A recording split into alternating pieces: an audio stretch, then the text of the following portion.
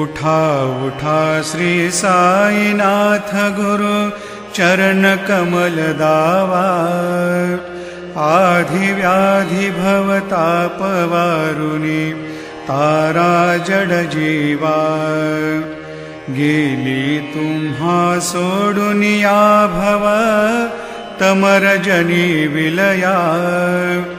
परिही अज्ञानासे तुमचे भूलवियोग माया।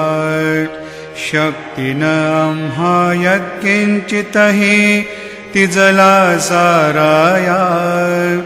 तुम्हीच ते सारुनि दावा मुख जनताराया। भो साईनाथ महाराज भवति मिरनाश करवे। अज्ञानी आम्ही किती तव वर्णावे थोरवे। ती वर्णिता भागले बहुवदनी शेष विधी कवे। सकृप होऊनि महिमा तुमचा तुम्हीच वदवावा। आधि व्याधि भवताप वारुनी तारा जड जीवा। उठा उठा श्री साईनाथ गुरु चरण कमल दावा। आधि व्याधि भवताप वारुनी तारा जड जीवा।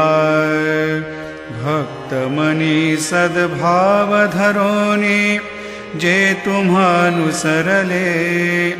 ध्यायास्तवते दर्शन तुमचे द्वारी उभे ठेले। ध्यानस्था तुम्हास पाहुनी मन मुचे धाले।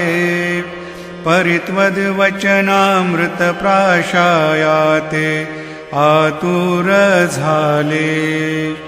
उघडोनि नेत्र कमला दीनबंधु रमाकांता।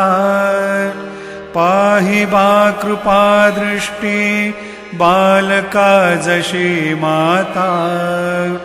रंजवी मधुरवाणी हरिताप साईनाथा। आम्हीच आपुले कार्यास्तव तुझ कष्टवितो देवा।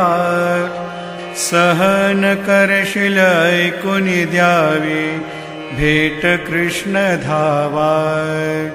उठा उठा श्री साईनाथ गुरु चरण कमल दावा।